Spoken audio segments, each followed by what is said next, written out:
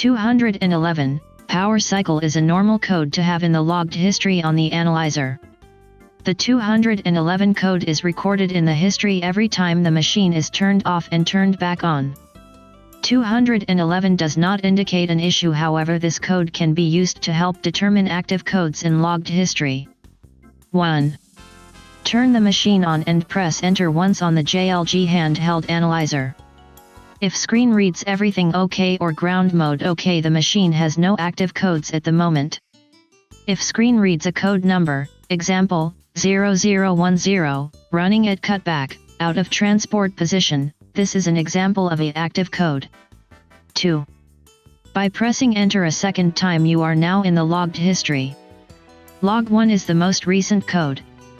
Log 25 is the oldest code. If log 1 reads 211, power cycle, there are no active codes. Active codes can also be indicated as having a asterisk symbol associated with them in the log, and they will be reported prior to a 211 power cycle. If logs 1, 2, and 3 read codes and log 4 is 211 power cycle, logs 1, 2, and 3 are active. 3. Below is an example of a machine with no active codes. 4.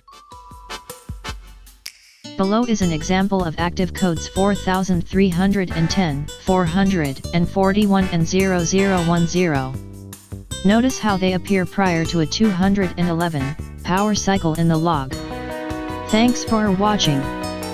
You can find a detailed list of the troubleshooting steps linked down below in the description, and you can find all the parts and equipment used in this video over on our website GCIron.com.